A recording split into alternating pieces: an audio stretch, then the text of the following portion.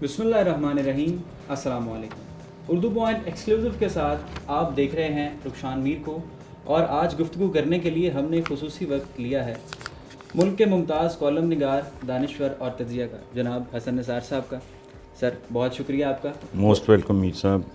बहुत से TV channels ने आपके इंटरव्यूज़ किए, अखबारात ने और मैगज़ीन्स ने आपके इंटरव्यूज़ शाया भी किए, मगर मुझे लग रहा है कि इंटरव्यू कुछ इंटरेस्टिंग होगा। उसकी वजह ये है कि इंटरव्यूअर यानी मैं, इंटरव्यूई जनाब हसन निसार साहब के बारे में इतना कुछ जानता हूँ, इतना कुछ पढ़ चुका हूँ कि मैं एक मुकम्मल एमफिल का थीसिस जनाब हसन निसार साहब आप पे लिख सकता हूँ। तो इंटरव्यू का आगाज़ करेंगे, अगर आप इजाज़त दें तो आपकी प्लीज़ गो अहेड।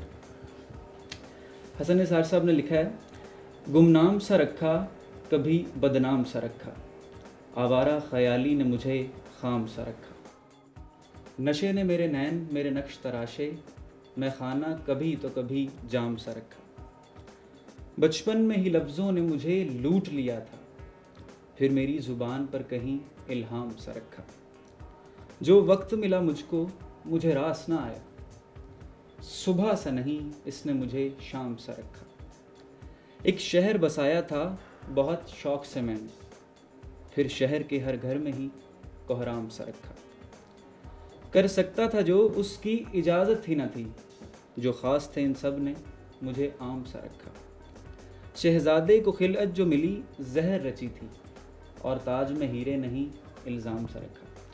सर, जितने भी आपके कॉलम्स हैं और शायरी हैं और काले कॉल भी हैं, इनमें बहुत दर्द छुपा है और बहुत तकलीफ़ है, मगर जब हम आपकी यंग जनरेशन, आपकी पर्सनैलिटी को देखते हैं तो माशाल्लाह आप उतने ही फ्रेश, उतने ही एक्टिव और उतने ही एनर्जेटिक हैं। तो हर वक्त इस तरह दुख में, गम में, गुस्से में उकताए हुए रह के कोई पर्सनैलिटी पे फ़र्क नहीं आता? देखें, समंदर की सतह देख के तो अंदाज़ा नहीं होता उसके अंदर क्या है।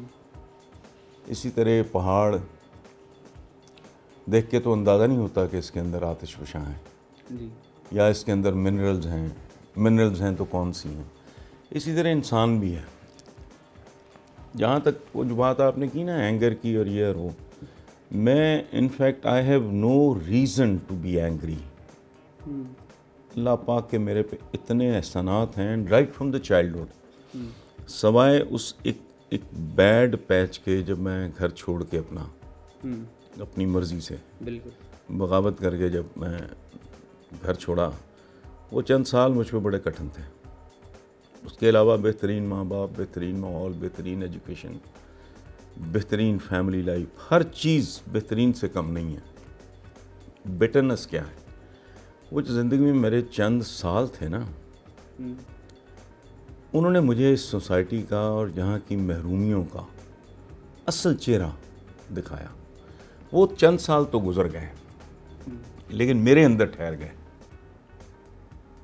Anger, why should I be angry?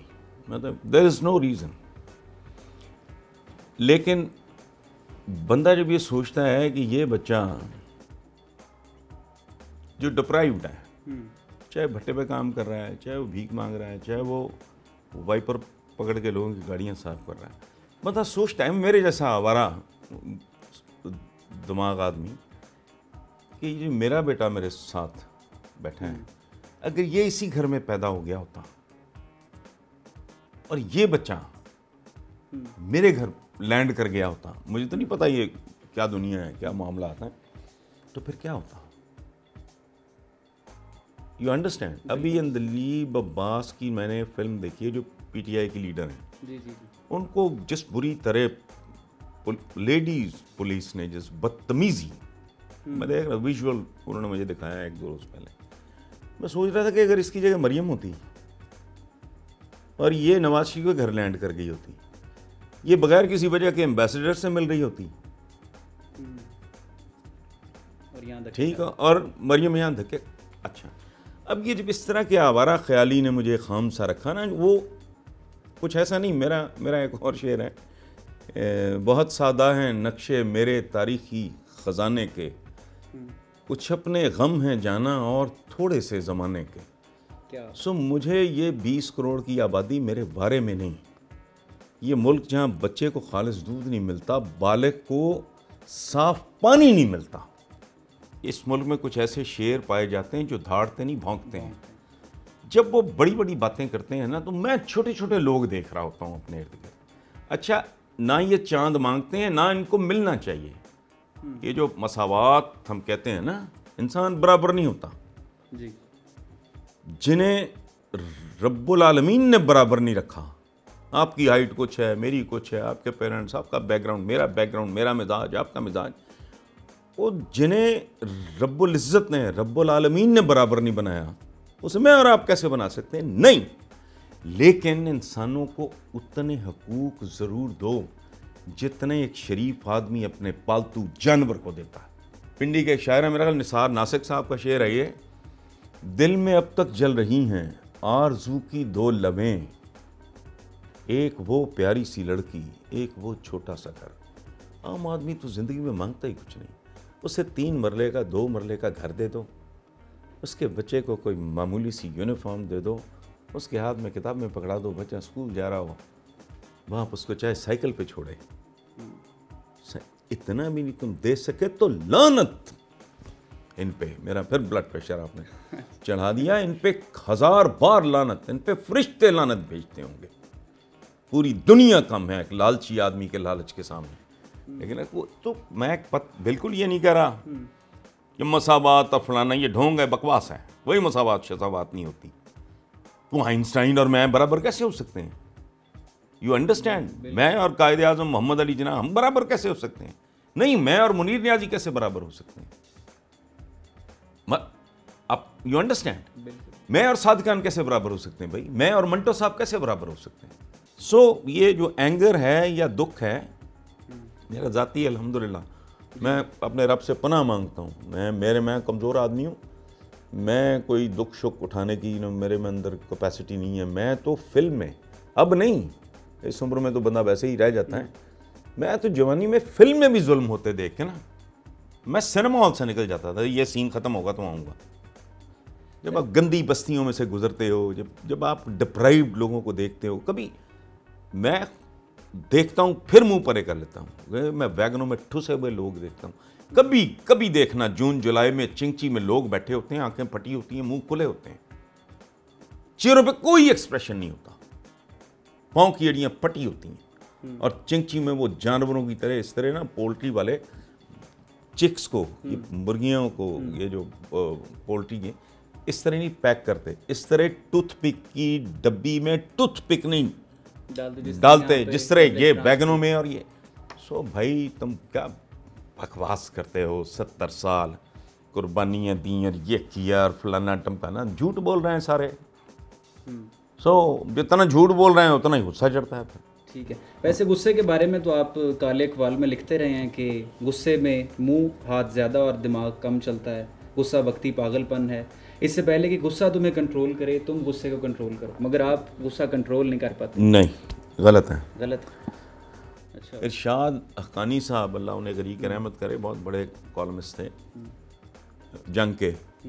उन्होंने पहली दफ़ा मुझसे उनकी मुलाकात हुई तो उन्होंने किसी कॉलम में या हाँ किसी कॉलम में उन्होंने लिखा कि मैं हैरान रह गया कि जो आदमी लगता है कि चलती फिरती फायर है, वो इतना प्लेजेंट, इतना डिसेंट, इतना कटियस आदमी है। मैं 40 साल की उम्र से कॉनकोर खा रहा हूँ, एक मेडिसिन है ब्लड प्रेशर। अच्छा, वो इसीलिए। लेकिन एक कांस्टेंट एंगर का तो नहीं सूरत हाल ना, वो तो बंदे को वैसे ही ब्रेन हेमरेज हो जाए। ये जब इस तरह की बेहुदा बातें करते हैं, सिफली गलत तारीख बच्चों को, हमारे नौजवानों को मिसगाइड करते हैं, बड़ी तोप हमने ये ईजाद किया था, वो कहता कख भी नहीं किया था। बहुत चंद लोग हैं, उनके साथ भी जुल्म और ज्यादती हुई हमारी तारीख में। किताबें जलाई गई, उनको ठोकरें मारी गई, उनको कैद में रखा गया, उनको जला वतन किया गया। उनकी एक कहानी डिफरेंट है। वो एक डंगर सा, कल मेरे प्रोग्राम में किसी में बहस, क्यों तो बहामास में रह रहा है उसामा बिन लादेन, इतने ही है, तो कौड़ी के लोग हैं।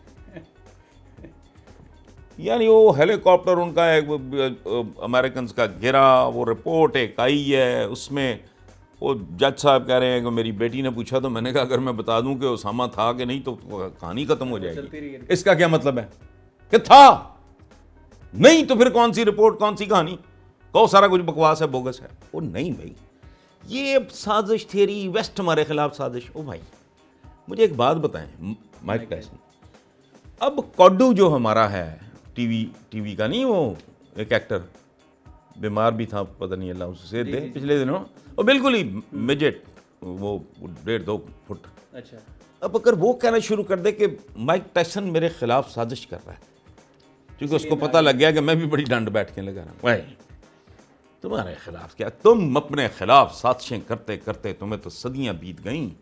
एक गली में आप इकट्ठे नहीं हैं, ऐसे ही कोई गुज्जर है, कोई कश्मीरी है, कोई जट है, कोई बट है, और फिर मसलक, यानी तबकाती तौर पे भी आप बुरी तरह तकसीम है। ये चौधरी है, ये कमी है, ये तबकाती है आपकी। आपने अपने नाम के साथ कोई मसलक नो, मेरे बाप दादा परदादा यहाँ तो बड़े मियाँ पैदा हो गए ना, पाकिस्तान के साथ बड़ा कुछ पैदा हुआ है।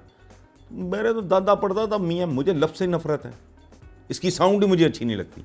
मियां हसन निसार, मियां हसन कैसा बंदा, चवल नहीं लगता। चौधरी हसन निसार पता खटिया सा नहीं लगता।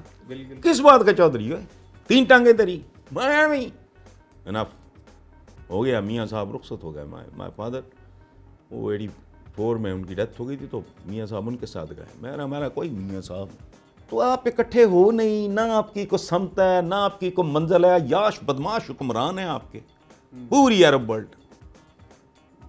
रब्बुल आलमीन ने क्या तोहफा दिया इनको, इन चवलों की हरकतें देखो। तलोर खाएंगे, क्यों खाएंगे बताते हुए शर्म आ रही है। आप मेरे बेटों की तरह आपके सामने, and you are not a girl, मुझे बताते हुए शर्म आ रही है कि हम तलोरों के शौकीन हैं। खटिया कैसीनोज बेशुमार। पिछले दिनों को एक चंपू सा शहजादा मिडल ईस्ट का पहुंचा हुआ था England, I was there in those days, तो वो उसके पूरे इंग्लैंड में मजाक उड़ रहा था। बगैर तो पता नहीं कोई कस्टम मेड गाड़ियाँ लेके, पता नहीं वो 4-4 व्हील्स वाली है, पता नहीं क्या वो तमाशा करता फिर रहा था उधर।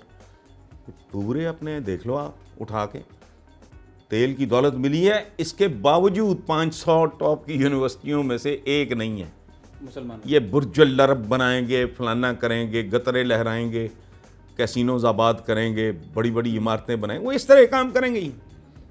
तो भाई मैं आपके गली मोहल्ले से लेके आपकी अशराफिया तक की बात कर रहा हूँ, ये औकात है आपकी, और आप कहते हो मगरब साजिश कर रहा हो, आपके खिलाफ साजिश। आप तो किसी खाते में नहीं आते, खाते में नहीं आते, और आप अपने सबसे बड़े दुश्मन हो। वहीद मुराद पे जब सवाल आया, एक बहुत बड़ा स्टार था, उसने खुदकुशी शुरू कर दी।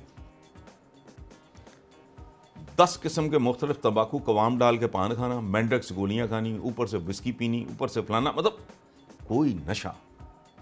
तो मैंने उसे उस वक्त मेरा था ताल्लुक, तो मैंने कहा बिंदु भाई आप तो खुदकुशी कर रहे हो।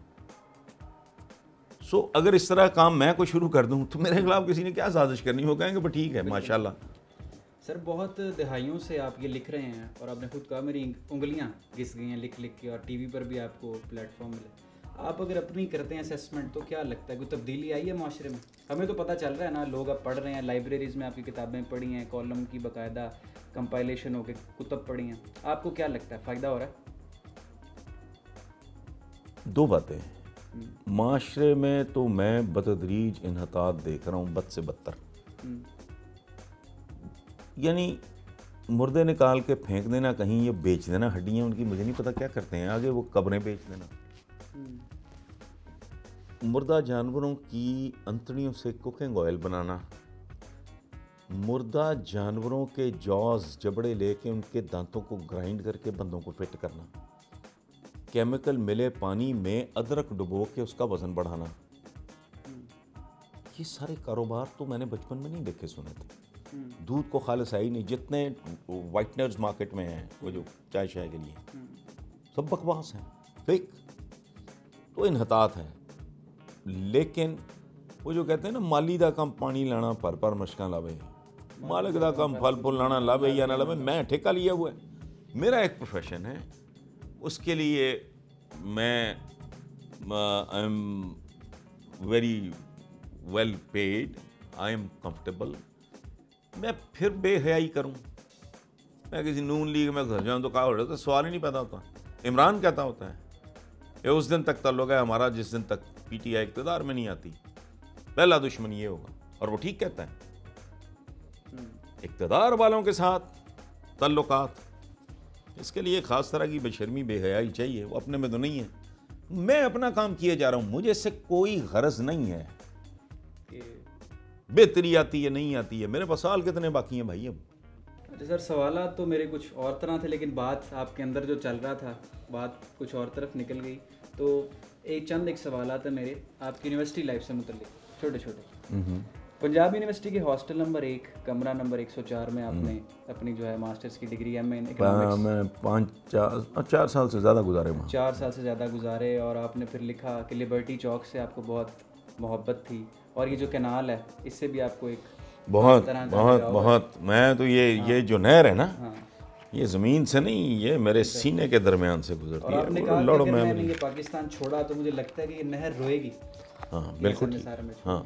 और इसीलिए मैं छोड़ा, लेकिन बच्चे मेरे यहाँ नहीं रहेंगे। अच्छा, हाँ, उनको भेज देंगे भाई। हाँ, इट्स ऑलरेडी डिसाइडेड, वो पाइपलाइन में है, मामला वो चल रहे हैं।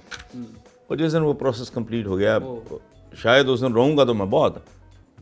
आप इधर ही अपनी ज़िंदगी में नहीं, मेरे पास अब है क्या, मैंने ज़िंदगी गुजारनी, ज़िंदगी होती ना तो शायद मैं भी कुछ हक मारता, लेकिन अब it's too late for me, मेरे लिए तो।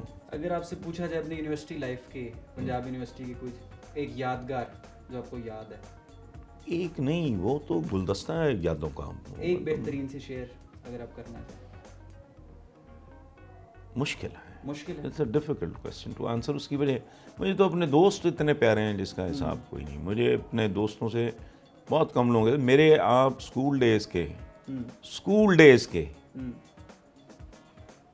कॉलेज यूनिवर्सिटी तो छोड़ें, बंदा ज़रा आप थोड़ी अकल आ जाती है। स्कूल डेज़ के दोस्त जो है ना, उनके साथ आज भी अल्हम्दुलिल्लाह मेरा हमारे वो रिश्ते हैं जैसे अभी हम क्लासरूम से बाहर निकले। अभी recently I have lost a friend, Arshad Chaudhry, Olympian hockey के ना, वो बहुत नामवर प्लेयर थे। अख्तर रसूल के फर्स्ट कज़न भी और ब्रदर इन लॉ भी, अभी फ्यू मंथ्स अगो। मैं तो रात को सो नहीं सकता जब तक उनके लिए दुआ ना कर लूँ। सो वो बज़ाते खुद उनका वजूद जो है, अल्लाह उनको सेहत दे, ज़िंदगी दे, मेरा तो वो ट्रेजर है। अच्छा, जो जर्नलिज्म के स्टूडेंट्स हैं ना, उनमें ये डिबेट चलती है कि हसन निसार साहब ने बड़ी ज़िंदगी गुजारी, यारियाँ दोस्तियाँ और मोहब्बत वगैरह भी साथ साथ, लेकिन साथ साथ पढ़ते भी रहे हैं। अब बच्चे कहते हैं पता नहीं किस तरह मैनेज इन्होंने किया। नहीं, मैं सोशलाइज नहीं करता, मैं मिलता नहीं हूँ। मेरे अपने जर्नलिज्म में मेरे ना होने के बराबर ताल्लुकात हैं। ठीक, ना होने के बराबर। मैं सोशलाइज नहीं करता। मैं पार्टीज, फंक्शंस, ये वो फलाना टमकाना लोग है वो नहीं, मैं बहुत कम। जो चंद एक दोस्त हैं उनके साथ अपने मखसूस दोस्त, अपना मखसूस माहौल, पढ़ाई लिखाई या spend some time with my children, that's about all, nothing else. अच्छा हसन साहब, जब घर छोड़ा आपने लाइलपुर वाला, तो उससे पहले आपका नाम भी इसरारुल हक था। वालिद के साथ आपकी नहीं बनी, आप बता चुके हैं, लिख चुके हैं, बहुत से लोगों की नहीं बनती, तो आपने अपना नाम भी हाँ नहीं, वो बात थोड़ी थी। मेरे वालिद का नाम था मियां निसारुल हक। अच्छा, तो हमारे ख़ानदान में नहीं, ज़हूरुल हक, ऐनुल हक, मिसबाहुल हक, हमारे पूरे ख़ानदान में ना इसी तरह सबके नाम ऐसे ही हैं। मुझे नाम वैसे ही अच्छा नहीं लगता था, बेदार सा नाम था, अजीब। बदल लिया वो हर बंदा ही पूरे ख़ानदान में जिधर देखो हक, ये फलाना हक फलाना। मैंने कहा भाई मैं बहुत ज़्यादा ही भरमार हो गई। एक तो खैर वो वजह थी, पसंद ही नहीं था, लेकिन चिपका हुआ था। जब मैंने घर छोड़ा तो आई टोल्ड माई फादर, नहीं बनने वाली बात नहीं थी, एक इख्तलाफ था। इख्तलाफ का मतलब एहतराम और मोहब्बत में कमी नहीं होती। हमारे लोग इतने जाहिल हैं, इनको समझ नहीं आता। मैं इकबाल के बारे में बात करता हूँ, वो भाई मैं कहा इकबाल कहाँ, लेकिन जहाँ इख्तलाफ है इख्तलाफ है।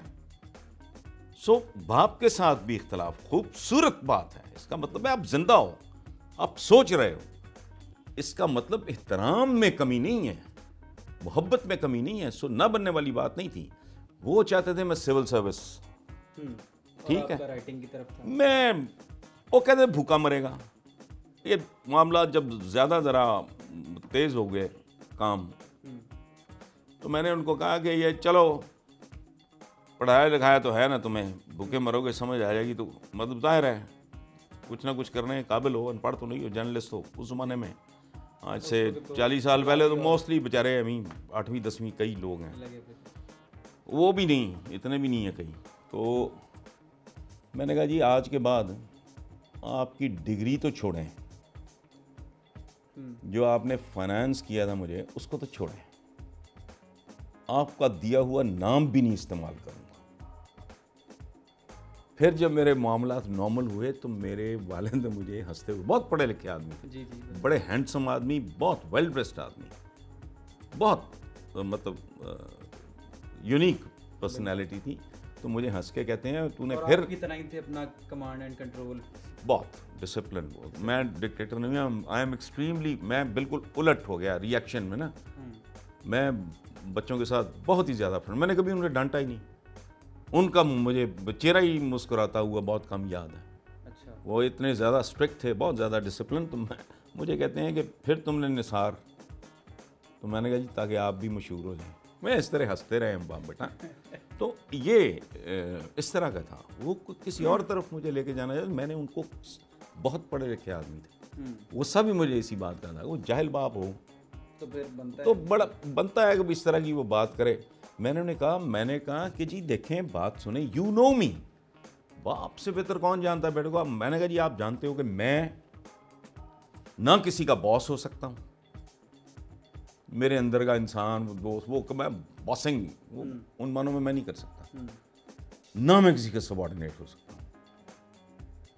तो मेरे लिए सवाए इस पेशे के और को रहता ही, बचता ही कुछ नहीं। तो फिर मैं डॉक्टर बन जाऊं, इंजीनियर बन जाऊं, सिविल सर्वेंट बन जाऊं, फौज में जो भी कर लूं, I will always have a boss. ये वाहिद आवारा सा प्रोफेशन है। मंटो साहब नेवर हैड अ बॉस। ये आवारा से होते हैं ना बेचारे, ठीक है ना, इनका को मताहत होता है ना, इनका को बॉस होता है। मैं मुद्दत, मुझे याद ही नहीं 9 to 5 क्या होता है ज़िंदगी में, मैंने कभी ऑब्जर्व नहीं किया। लेकिन अगर मैं फंस जाऊं तो मैं पूरा करूं, मैं 1 मिनट कभी ऑफिस लेट नहीं जाऊंगा। मेरा कोई रूटीन नहीं है, मेरा कोई डिसिप्लिन नहीं है, उसके अंदर एक डिसिप्लिन है, ठीक है ना। तो मुझे पता था कि भाई मैं जहाँ भी जाऊँगा मैं निकाल दिया जाऊँगा। मतातों के साथ अगर मुझे कोई अच्छा लग गया, तो वो चपड़ासी भी अच्छा लग गया, तो मैं उसके साथ बैठ के कहानियाँ डालनी शुरू कर दूंगा। बॉस बॉसिंग को करेगा तो मैं चपेट मारूंगा ना, बॉस ना मैंने कहा जी मैं दोनों काम मैं नहीं कर सकता, ना मैं बॉस हूँ तबन, ना मैं सबॉर्डिनेट हूँ किसी का। तो मुझे तो कोई आवारा सा काम, पेंटिंग वेंटिंग आती नहीं, लिखने पढ़ने का चूँकि शौक है। हमारे घर में लाइब्रेरी इससे ज़्यादा तो हमारे फार्म हाउस पे पड़ी हैं किताबें, जितनी आप देख रहे हैं। तो मेरे तो वालिद की स्टडी इससे भी बड़ी थी। अच्छा। तो दादा की, मैंने कहा जी मैं सिर्फ यही काम, मेरा नहीं कहीं और दिल लगेगा और ना मैं कर सकूँगा। जी, वक्त चूँकि आपके पास थोड़ा है, आपका अपनी रिकॉर्डिंग वगैरह भी प्रोग्राम की, आखिरी एक सवाल छोटा सा, जब आपने घर छोड़ा और किसी बारबेक्यू की दुकान थी, उसके बाहर आपने किताबों की एक रेडी लगा? नहीं, आपने उलट पुलट कर दिया थोड़ा सा। नहीं, मैंने मॉडल टाउन अड्डा कहते थे उस वक्त। ये तो पार्क तो बनाया गवर्नर गुलाम जिलानी, अल्लाह उन्हें करवट जन्नत नसीब करे, बड़ा नेकी का काम कर गए। रेस को उसको भी उन्होंने पार्क में बदला। ये तो गंद का ढेर था सारा। अच्छा। मॉडल टाउन का सारा जो गंद था यहाँ फेंकते थे। तो मॉडल टाउन अड्डा कहते थे वहाँ। मॉडल टाउन बस सर्विस का अड्डा था, तो मॉडल टाउन अड्डा मशहूर था। वहाँ कुछ दुकानें थी, इसका था वो बिल्कुल देहाती सा माहौल था, कस्बा टाइप। अच्छा। तो वहाँ मैंने दुकानदार से बात की कि अभी तुम अपना फ्रंट मुझे किराए पे दे दो। वहाँ एक कारीगर पकड़ा, दायर दही भल्ले बनाने, मुझे तो नहीं आते, वो दही भल्लों की रेडी लगाई। जिस दुकान के आगे जगह थी वो दुकान फ्लॉप हो गई और आपका काम चल गया। मेरा तो बहुत ही चल गया ना, ज़रूरत से ज़्यादा चल गया। वो जिस दुकान के आगे वो जगह किराए पे ली थी, वो उसका अपना कॉफ़ी बार था कोई, वो फ्लॉप हो गया। सैंडविचेस वगैरह का कोई रिवाज नहीं था, मेरा चल गया। तो फिर मैंने वो दुकान ले ली। अच्छा। दुकान कहना तो दुकान की तौहीन है, दुकान नहीं थी, it was a small little हट। वो फिर मैंने एक और कारीगर पकड़ा, उसको कहा कि भी तुम यहाँ टिक्के कबाब और ये। तो दिस इज हाउ आई उस वक्त आपके ज़हन में था कि इतना आपको स्टारडम मिलेगा और किसी राइटर को इतना स्टारडम, हर टीवी वाले आपसे टाइम लेंगे? सर अपना नजरिया दे। नहीं, मेरे जहन में ना इस तरह का कभी ना आया नहीं कोई, ना तब था ना अब है। अच्छा। मैं स्टारडम में बिलीव नहीं करता, क्योंकि मैंने बड़े बड़े स्टार्स को ना बहुत अबतर हालत में देखा। स्टारडम वहीद मुराद जैसा इस मुल्क में किसने देखा होगा? दर्पण साहब कितने हसीन आदमी थे। स्टारडम कुछ नहीं, धोखा होता है। ये मट्टी की ढेरियाँ होती हैं, इंसानों की क्या औकात है। मतलब क्या कहते हैं कि जी आप मुसलमान के तौर पे जो मरता है उसको दबा दिया जाता है, जो हिंदू मरता है उसको जला दिया जाता है, जो पारसी मरता है, ईसाई भी अगर हो वो दबा दिया जाता है, हिंदू मरेगा जला दिया जाता है, पारसी मरेगा वो परिंदों को खिला दिया जाए। तो क्या औकात है? चपड़ बोलते बड़ो अपने अपने हिस्से का काम करो तो जाओ ख़त्म हुई बात। तो ये मैंने कभी मेरा टारगेट नहीं था, ना पैसा ना शोहरत, मुझे बस काम ही। खूबसूरत जिंदगी नहीं, एक कंफर्टेबल ज़िंदगी, क्योंकि मैं बचपन से आदी था एक ख़ास तरह की ज़िंदगी का, तो मैं उतना ही चाहता था कि मुझे बस इतना हो कि मैं कंफर्टेबल रह सकूं। मेरे पास को बड़ा वो लश पश ये वो नो, कोई शोहरत बड़ी, कोई तोप चल जाएगी, कोई फलाना, नो नेवर। और अब भी मुझे नहीं है। मेरे नज़दीक इसकी रत्ती बराबर कोई हैसियत नहीं है, कतन नहीं है। जी, आपने देखा हसन निसार साहब के साथ हमारा खुसूसी इंटरव्यू। सर आपने कीमती वक्त दिया अब्दू पॉइंट को, बहुत बहुत शुक्रिया। Most welcome. व्यूअर से ज़्यादा तो मैंने एंजॉय किया है, क्योंकि मैं पहले बता चुका हूँ कि मैं किस कदर पढ़ता हूँ आपका और फ़ैन हूँ। और मेरे साथ जितनी यंग जनरेशन है यूनिवर्सिटीज़ में है, मैथ्स कॉम कर रहे हैं, एमफिल PhD, वो बहुत पढ़ते हैं आपको और रहनुमाई आपसे लेते हैं। बहुत शुक्रिया सर। Most welcome. जी, देखते रहिए urdupoint.com। रुखसान मीर को दीजिए इजाज़त। अल्लाह हाफ़िज़।